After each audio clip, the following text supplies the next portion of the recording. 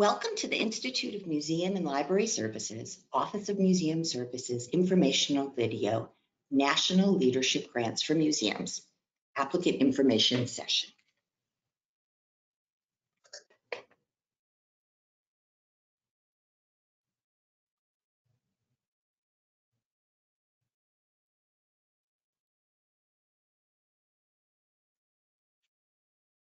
The goal of this video is to provide an overview of our National Leadership Grants for Museums program, which we call NLG-M for short, and the process of preparing an application for funding. This video is organized into 6 chapters. What is National Leadership Grant Program? This section explains the purpose and design of the National Leadership Grant Program. What can NLG-M grants fund? This section explains the types of projects that can be funded in NLG-M and the amount of funds that can be requested. Application components, an overview. This section describes the types of documents that are needed to create an NLG-M grant application. Application components, narrative. This section specifically provides guidance on composing the narrative part of the application. Application components, budget. And this section specifically provides details on the information to include in your project budget and your project justification, your budget justification. Application tips and next steps. The concluding section provides a few tips and next steps for you to take. The complete set of instructions for how to prepare and submit an NLG-M grant application are found in a Notice of Funding Opportunity published on grants.gov and also available on the IMLS website. Please refer to the Notice of Funding Opportunity for the most detailed information to prepare your application.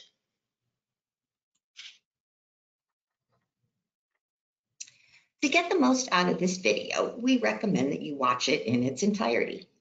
This will give you an understanding of the NLG-M grant program, the types of projects that can be funded, and the necessary application components. You may also want to review the NLG-M Notice of Funding Opportunity before, during, or after you watch the video. Notices of Funding Opportunity, also known as NOFOs, are documents that detail the requirements of each of our grant programs. All of our fiscal year 24 NOFOs can be found at imls.gov/grants. As you navigate the application process, you can use this video as a reference tool. If you'd like to skip to a specific section, please use the time bar below or the links in the description box to navigate the chapters. In this section, we'll answer the question, what is NLG-M? Providing information on the purpose and intent of this grant program and who it is designed to serve. National Leadership Grants for Museums supports projects that address critical needs of the museum field and that have the potential to advance practice in the profession so that museums can improve services for the American public. NLG-M is all about addressing the challenges of the museum field, our institutions, and our professionals. We invest in institutions and partnerships that understand the challenges and opportunities facing the field and devise plans to move the field forward through the development of resources and tools for use by multiple institutions and/or groups of museum professionals.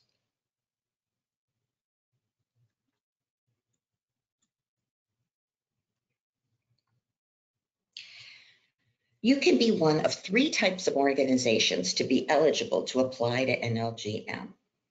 All applicants must be located in one of the United States' 50 states, its territories, or the District of Columbia. And your organization must be a unit of state, local, or tribal government, or it must be a nonprofit organization with tax-exempt status. To be eligible for funding as a museum, your organization must have at least 1 full-time or equivalent professional staff person, either paid or unpaid, have a physical location that it owns or operates, have been open to the public for at least 120 days in the year prior to the November 15th, 2023 deadline, and own or use tangible objects. Museums may be standalone organizations, or they may be part of a larger institution, such as a college or university, a tribe, or a state or local government. You can also be eligible for NLG-M if you're an organization or association that engages in activities designed to advance the well-being of museums and the museum profession, or if you're a college or university.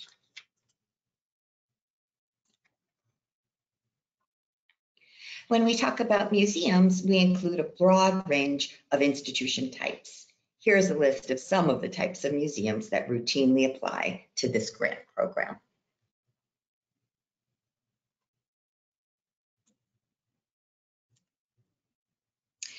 In this section, we'll answer the question, what NLG-M can fund, providing details on the types of projects and associated goals within the NLG-M grant program, as well as offer some summary data on the number and types of NLG-M projects that we funded last year.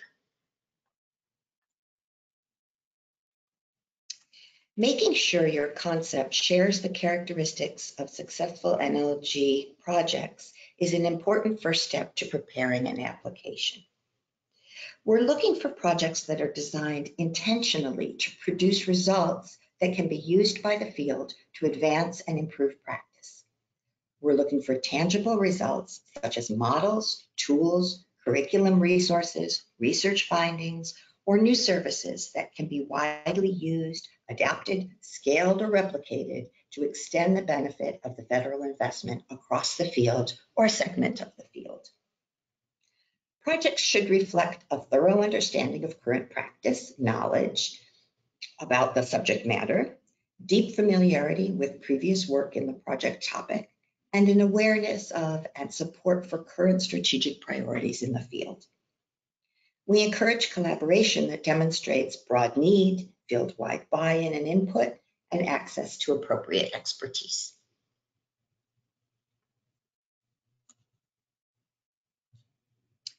Your project should align with one of these 3 project goals. As you can see, you should be seeking to advance the museum field's work in either lifelong learning, community engagement, or collection stewardship and access.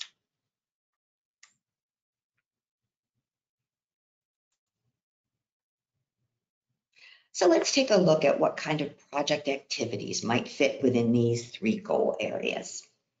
In this and the next 2 slides, the numbered objectives provide some of the types of projects that fit within the goal. A project in lifelong learning might include, but it's not limited to, developing models with tools for scaling and adapting by other museums, training and professional development for museum staff, volunteers, and those seeking a museum career, social science research on museum-based learning, and forums that bring together experts to explore current and emerging issues in the field. A community engagement project will need to focus on producing resources that help museums better meet community needs and be welcoming places for everyone. Projects may help museums be more inclusive of diverse or underserved parts of their communities, improve access and remove barriers to participation, better engage with community organization and leaders for planning and civic engagement, or support forums that bring together experts to explore current and emerging issues in the field.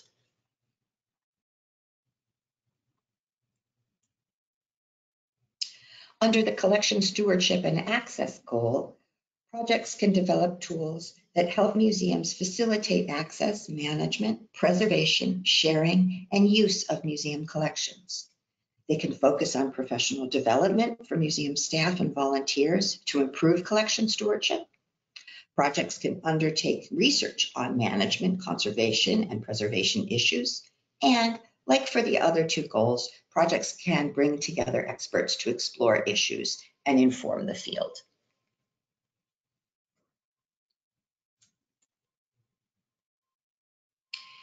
NLG-M projects can request anywhere from $50,000 to $750,000. Full projects that result in robust results for the field require a one-to-one cost share.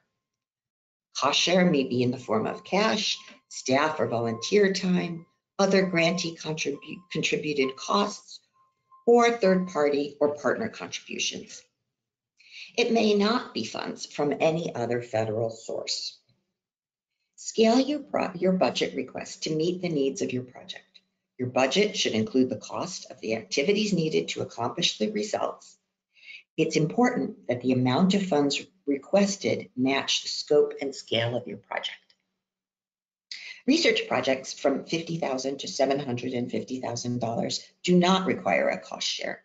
We'll talk more about research projects a little later.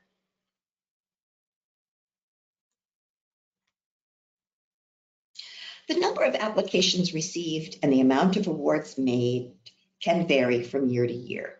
Here's a snapshot of our most recent application and award cycle. In FY23, IMLS made 19 NLG-M awards with a total of just over $8.44 million in federal funds.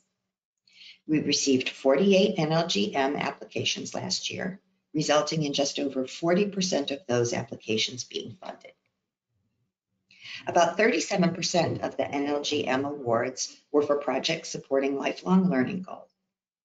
42% of the projects supported the collection, stewardship, and access goal, and the remaining 21% of the projects supported the community engagement goal. The average amount of federal funds for each project was about $444,232.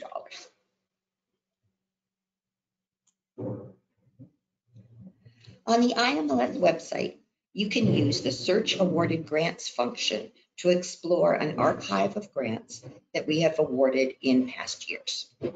All of the 19 FY23 NLG-M awards announced in August are listed here, along with those from prior years.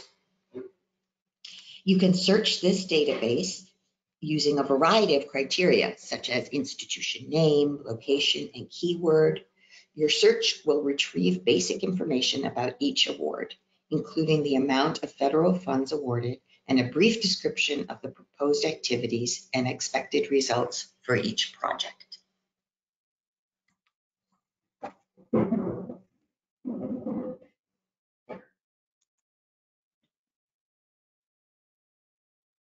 In this section, we'll introduce the components of an NLG-M grant application and provide an overview about the required, conditionally required, and supporting documents.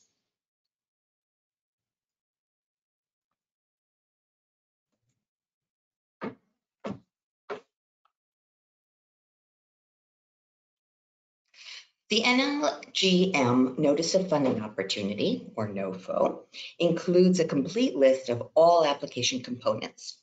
Most of these components are created by applicants and saved as PDFs for uploading as part of your application package in grants.gov. The table of application components, starting on page 9 of the NOFO, which is section D2A, lists which application components are required, as well as those that are conditionally required.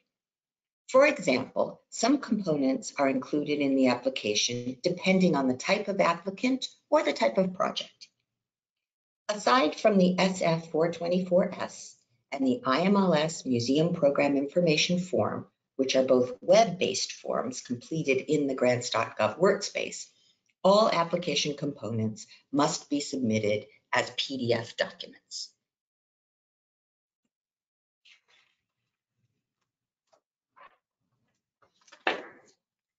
These are the required documents. All applications must include the documents listed here. Omission of even just one might result in your application's rejection. Also important to note, there is a 10-page limit for the narrative. If you exceed the page limit specified in the Notice of Funding Opportunity, we must remove those extra pages before your application goes out for review. That means that your reviewers may have to stop reading in mid-sentence and will wonder about your organizational skills and your attentiveness to detail. So make sure your content fits into the page limit specified and make sure the number of pages holds when you convert your document to a PDF.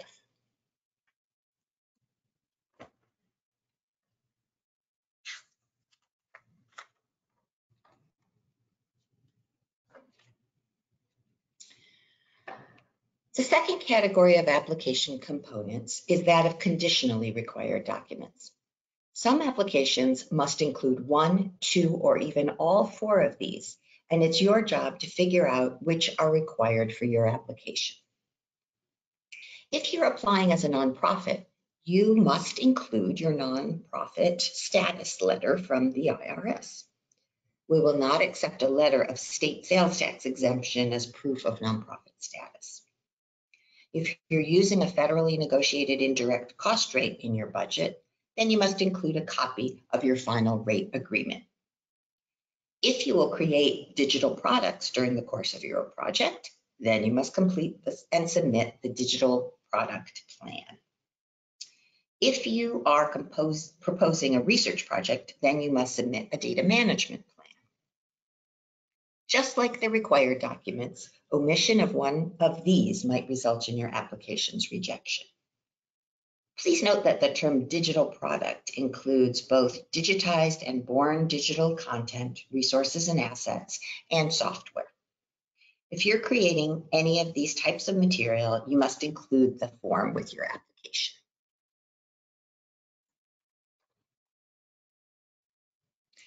The third group of application components is supporting documents, and here is a partial list of examples. Supporting documents are optional. You may submit some or none.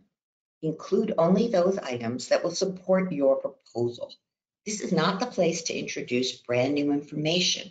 Rather, as the name suggests, you should lend support to your project justification, work plan, and intended results that you've already spelled out in your application narrative. For example, have you identified a partner whose involvement is key to the project's success? If so, a letter of support or commitment would go a long way to reassuring reviewers that they are on board and the project will succeed.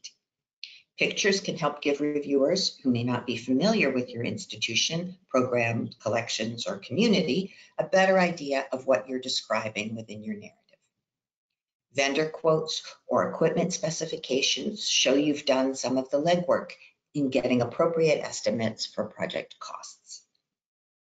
We recommend that you be respectful of your reviewers' time and avoid the temptation to include hundreds of pages of extraneous material. Being judicious really does work to your benefit, as supporting documents can make or break an application. Include what is important, helpful, and directly relevant to your project and stop there.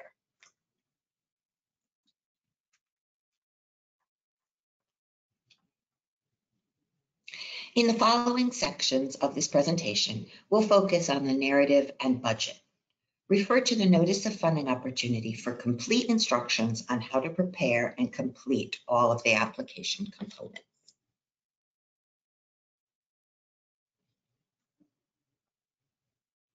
In this section, we'll go over the questions you will need to answer in your project narrative and offer details on the review criteria associated with each section of the narrative: the project justification, the project work plan, and project results.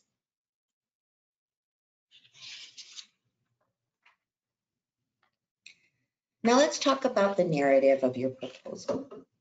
You have 10 pages to cover 3 very important issues, and the Notice of Funding Opportunity provides lengthy guidance on what the narrative should cover.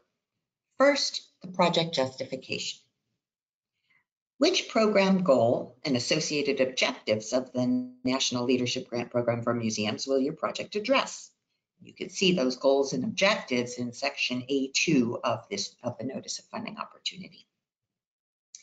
What field-wide need, problem, or challenge will your project address, and how was it identified? You'll need to describe the sources you have used to define the need, problem, or challenge.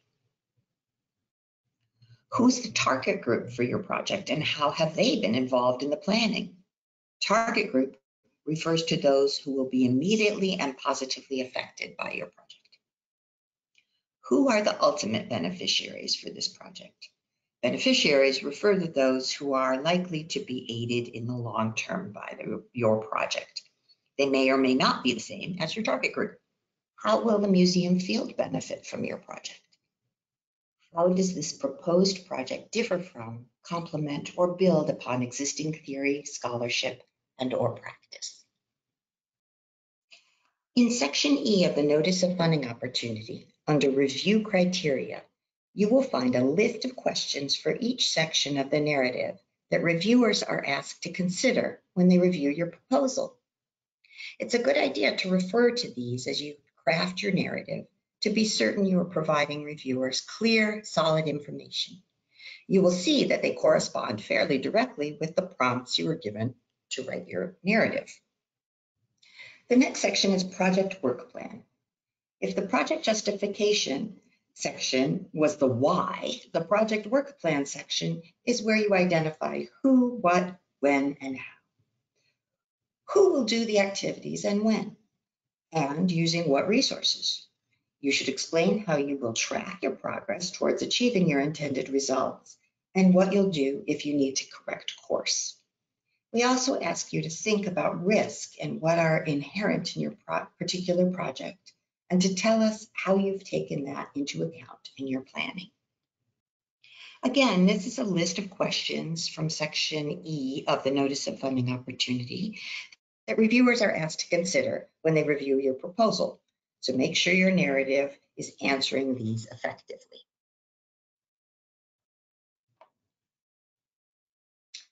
For research projects, reviewers are asked to weigh in on another set of criteria. They'll look for appropriate research design and answers to the questions outlined in Appendix 5, Guidance for Research Applications. If you find it difficult to answer these questions for your project, you might not have a research project at all.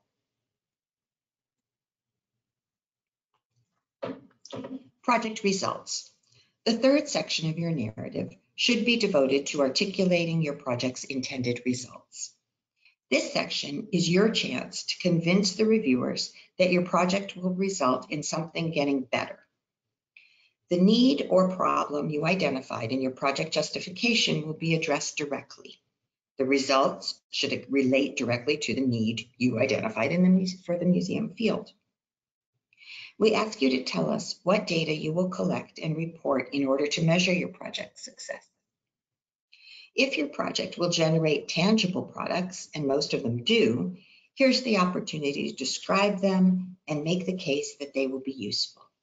And last but not least, we ask that you tell us how you will sustain the benefit of the project. How will this improvement that you propose continue once your grant is over?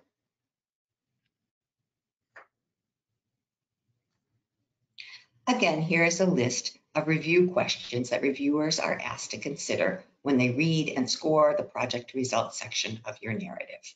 These are found in Section E of the Notice of Funding Opportunity.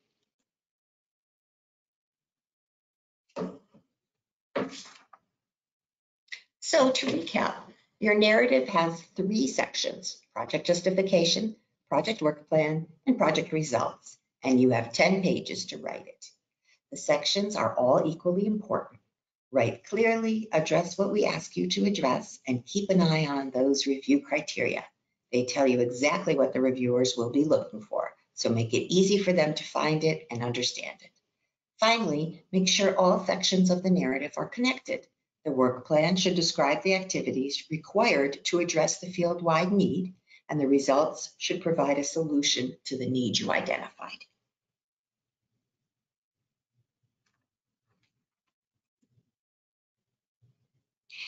In this section, we will provide information on what to include in your project budget and budget justification, and provide some examples of allowable and unallowable costs. An important component of your application is the budget. This is a part of the application where you specify all the costs associated with your proposed project. The budget consists of two required components, the IMLS budget form and the budget justification. The IMLS budget form is a fillable PDF that accommodates up to 3 years of project activities and expenses. The budget should include the project costs that will be charged to grant funds, as well as those that will be supported by cost share. In-kind contributions to cost share may include the value of services, staff, volunteer or consultant time, or equipment donated to the project. All the items listed, whether supported by grant funds or cost share, must be necessary to accomplish the project activities.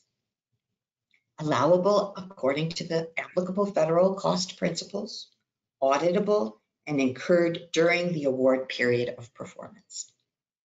The IMLS budget form can be downloaded directly from the IMLS website at www.imls.gov/sites/default/2021-05/IMLS budget form.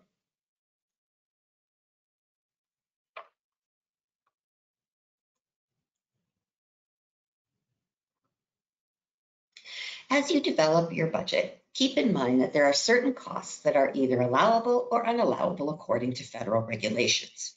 The allowability of a cost item for all federal grants are specified in the Code of Federal Regulations, that's CFR, sometimes referred to as 2 CFR 200 for short. But the full title is Title II, Subtitle A, Chapter 2, Part 200, Uniform Administrative Requirements, Cost Principles, and Audit Requirements for Federal Awards. Using 2 CFR 200 as a basis, we have developed a short list of allowable costs that are most common to NLG-M projects. See page 19 of the NLG-M Notice of Funding Opportunity, which includes a partial list of the most common examples of allowable costs. This short list of allowable costs are also shown on the slide. These costs may be part of what you ask IMLS to pay for with federal funds, or what will be paid for through a contribution through cost share. The rules about allowability apply equally to grant funds as well as cost share. When completing your project budget, be sure to check that all the costs you include, whether grant funds or cost share, are allowable.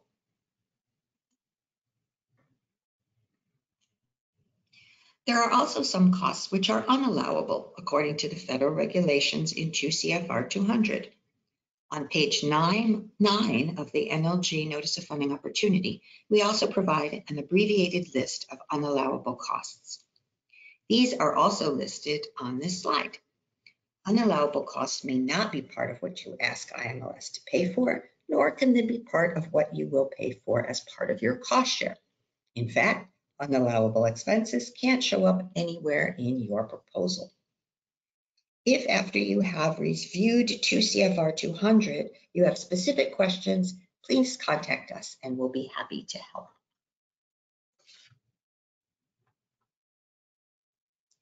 In addition to the IMLS budget form, you will also prepare a budget justification.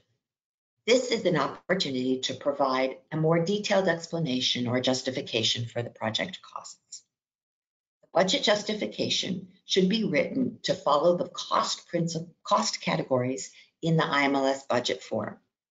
In the justification, you'll identify each expense and show the method of cost computation used to determine each dollar amount, including any that you may have consolidated and summarized in the IMLS budget form.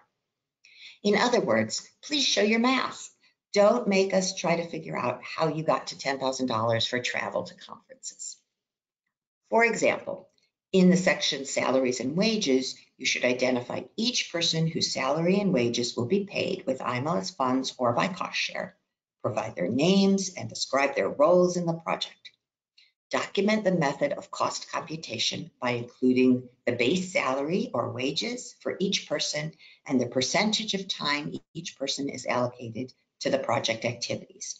which may be shown as a percentage of time, number of days, or number of hours. If cost share is being provided by unpaid volunteers, explain how you arrived at the dollar amount used to represent the value of their services.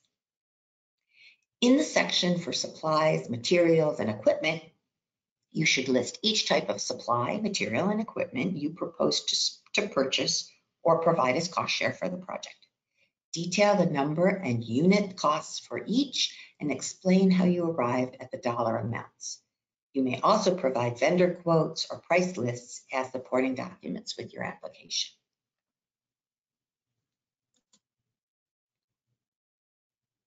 In this final section of our presentation, we offer some application tips and next steps. We can only make grants to eligible applicants that submit complete applications, including attachments, on or before the deadline. So here are some tips to help you do just that. Start early. You've already done that by listening to this webinar. Become familiar with grants.gov's workspace. It has many good features, including upfront validation, which allows you to correct errors prior to submission, and the opportunity to collaborate with others in creating your application. Consider starting with the workspace overview and check out the tutorials. Do your background research. Make it easy for reviewers to see that you're up to date and know what you're talking about. Be sure your application is complete. Check it against the table of application components in the Notice of Funding Opportunity. Make sure all application components are in the proper format and follow the correct naming conventions. Submit to grants.gov early so you can correct any errors and avoid any trauma created by technical challenges.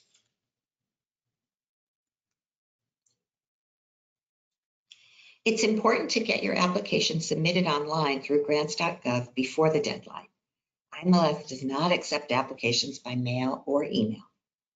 In order to register with grants.gov, you must have an active SAM.gov registration and a unique entity identifier number.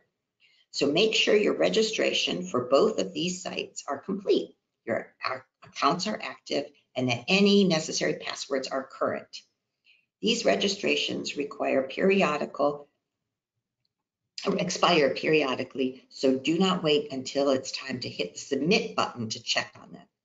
You should coordinate with any other staff members, such as your authorized organization representative, who may hold the accounts and passwords you'll need to submit.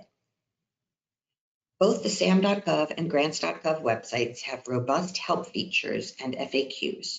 If you run into technical issues with either of these sites, you should reach out to their help desks and request a tracking case or ticket number in order to document your issue and attempts at resolving it. Failure to have active SAM.gov or grants.gov registrations by the application deadline is not an excuse for submitting a late application. So again, start early.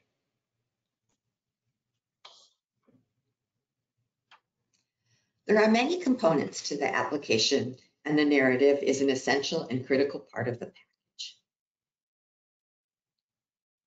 Peer reviewers, museum professionals from all types of museums, will be selected by IMLS to read each application and provide constructive and critical comments on the strengths and weaknesses of each proposed project.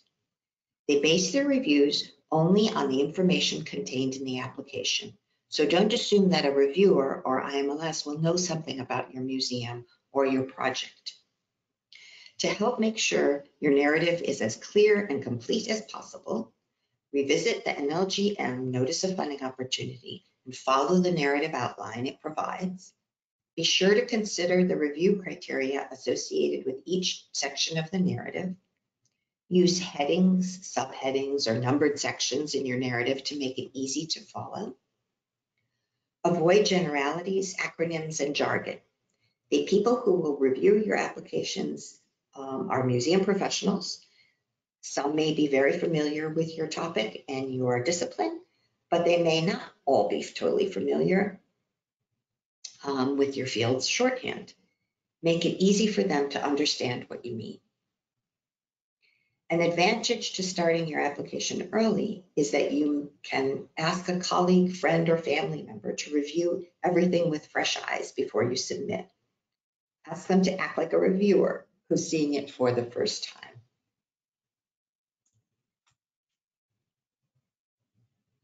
IMLS offers a few ways to find examples of funded projects. We already talked about the Search Awarded Grants function on our website. You can see the filters I selected on the left, the last 3 years on the top there, and National Leadership Grants for Museums at the bottom. We have also posted the abstract, narrative, and schedule of completion for a cross-section of successful NLG for museums applications. The proposals posted present a variety of project types, meet the overarching goal of the NLG-M grant program, and were considered to be clear and well written by the reviewers. Looking at these exemplary proposals might help clarify your thinking about your own application. The image on the right shows the sample application page. You'll need to scroll down to find the National Leadership Grant Program.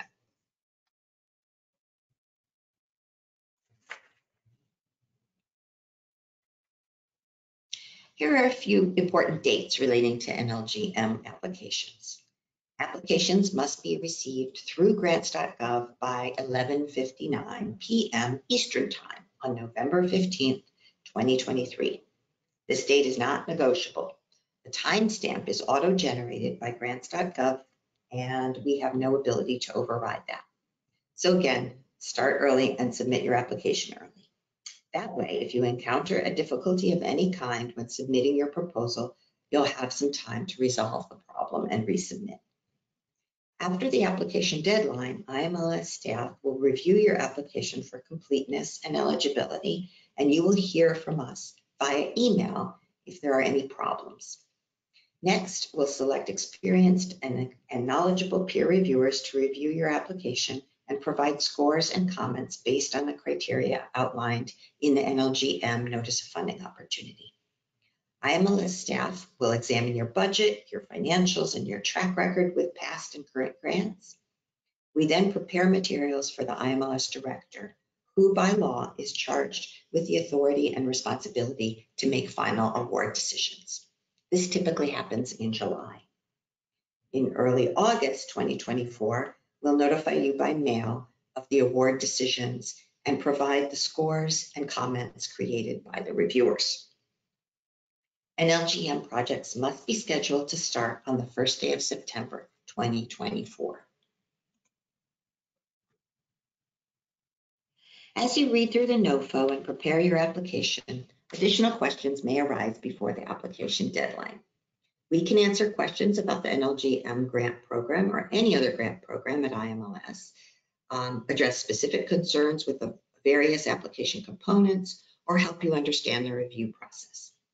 Contact information for program staff is listed on the grant program landing page on the IMLS website. You may also schedule a counseling call to talk directly with program staff. Use the link found on the grant program landing page to find an available time slot on your calendar. You'll then receive an email with a calendar invite and a Microsoft Teams meeting link. Thank you for listening to this webinar, and good luck.